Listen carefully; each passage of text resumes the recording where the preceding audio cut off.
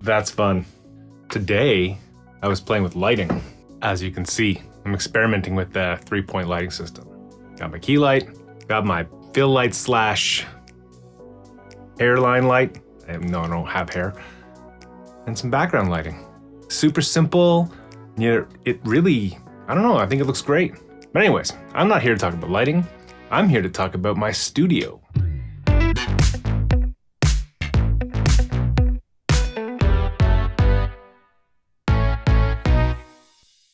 Whenever I start following somebody that does audio or music, I'm always super curious about their gear.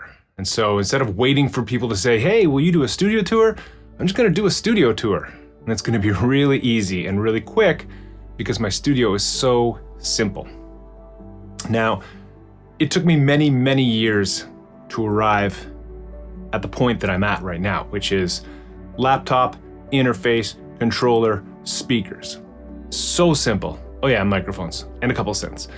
But I've gone through every iteration of that, ranging from, I started on a cassette multi-track recorder, as I'm sure a number of you out there did.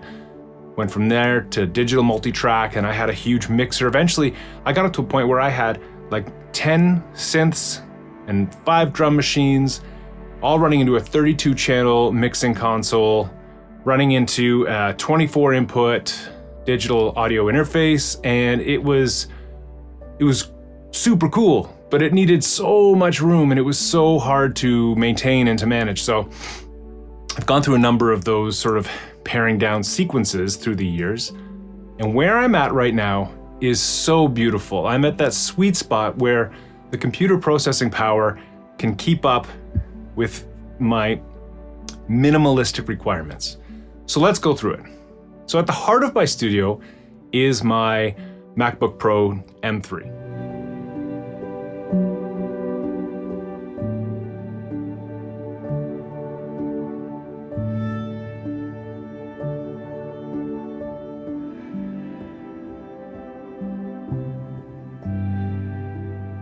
Now I keep it in this upright stand because it keeps my desk less cluttered, because that's important to me. It gives me easy access to the SD slot and a USB-C slot. I don't know why the HDMI slot is on this side because, I don't know. That's neither here nor there. So that's the heart of the studio. And then attached to that is my Focusrite 2i2 interface. And this is more than I need. I don't need a lot.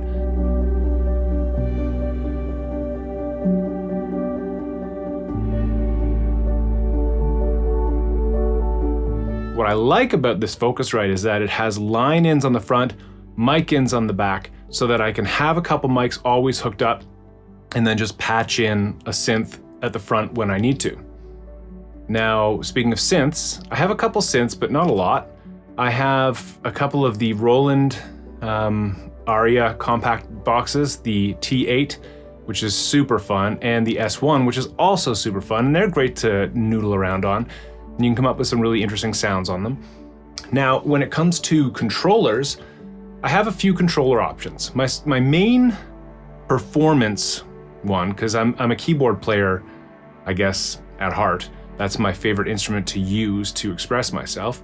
I use my Yamaha P125 weighted action keyboard, and it's got a really nice feel, feels like a piano, but also the built-in sound, plenty good. So when I'm just sitting there talking to a client about, oh, well, what about this melody? And I can just reach over and it's there. It's always on, always makes sound. It's a really handy thing to have in my studio.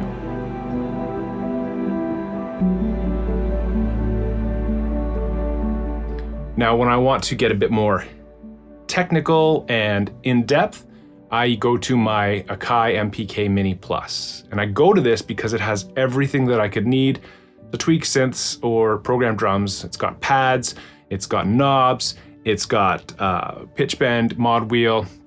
It doesn't have aftertouch, but I've had keyboards with aftertouch and I like it, but I only use it maybe once or twice a year, where I'm actually like, oh, this is awesome for a synth patch, because I'm not a super nuanced keyboard player. I get it down enough that I can program and edit it, but I think if you're a super talented and expressive keyboard player, aftertouch is glorious. Anyways, When I want to get into Ableton and start playing with Ableton, I move on to my Novation Launchpad Pro controller. This is great because it gives me a lot of the features that the Push would have, but without the price tag. So I get all sorts of, mixer functions, clip launches, scene launches, tweaking. It's got a built-in sequencer, which is really fun. You can use that to program other synths, and it's a lot of fun. You want more information on that, or the MPK Mini, or any of the synths that I'm talking about, I highly recommend checking out Loopop. That channel is phenomenal when it comes to gear reviews. Just the way that they explain things and the way that they express ideas and lay it out, it's really well done. So go check him out. I'll put a link in the description. Then what else do I have? Microphones. I just have a thing for Rode mics. I don't know why. They sound good. They're good quality. They're pretty ubiquitous when it comes to video recording. Everybody that does any video recording knows about Rode mics. They're quality. They've got really good pickup pattern for different things. Like I use the NTG1 for video, which I'm talking into right now. And I use the NT1A, I can't remember. But anyways, they're large diaphragm condenser mic. And this lets me do really nice voiceover work or really good vocals. And it's just a very clean sounding microphone. I also use the Rode video mic, no, not the video mic, the Wireless Go for when I'm recording outside. And you can see that in some of my more outdoor videos where I'm talking not in the studio. And this does a great job. The Rode mics are just good quality. Now, I think one of the most important parts of any studio is the monitoring. And for me, I have gone through so many different monitors over the years. But then for the past 10 years, I've been using the Focal. These are the CMS series, and I think they're the 4s. They're small, you can see them in the background, but they are so detailed in the mid-range. It's just like, it's like putting on reading glasses.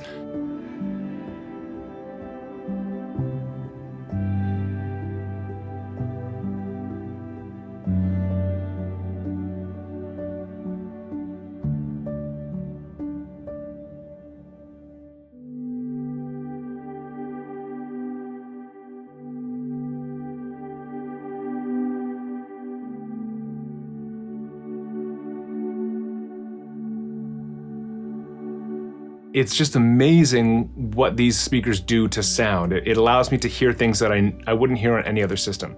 And my headphones, the Sonys, the MDRs, you've seen the video on that maybe? If not, check it out, link in the description. Great pair of headphones. I've had them for 20 years now, and they're still going strong. And when they go, if they go, I'll replace them with another pair. I think. I don't know. I might try the Focal headphones, because those, I haven't actually heard them. And if you have heard them, please leave a comment below and tell me about them, because I'm very curious. I would love to explore that area.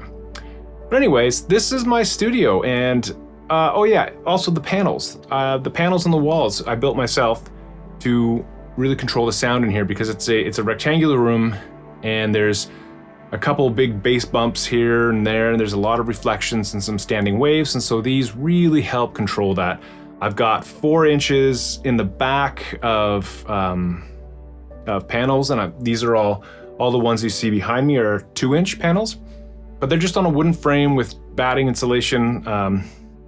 It's the fireproof insulation that they put around like duct systems. It's really good at absorbing sound. It's dense, it's hard, but very absorptive for sound and for the frequencies that are troublesome in here. So that's my studio. You know, thanks for coming along. I'd love to hear about your studio, and I'd love to hear your thoughts on simple workflow versus audio playground where you have everything plugged in, or mobility versus stationary. I'm a huge fan of mobile, because I love to be able to just close my laptop, take off to a client, and be able to open it and continue working exactly like I was in the studio. And with this setup, I can do that. Versus before, I would have a home computer and synths externally, and if something had to be changed, I'd have to come back to the studio to tweak it. So this is really helpful for me, but I'd love to hear your thoughts. Anyways, hope Hope you enjoyed the tour, and ask any questions you want. I'd love to keep the conversation going. If you found it interesting, like and subscribe, and join the team, and join the family, and let's talk sound. Thanks so much. Have a great day. Why? An audio logo?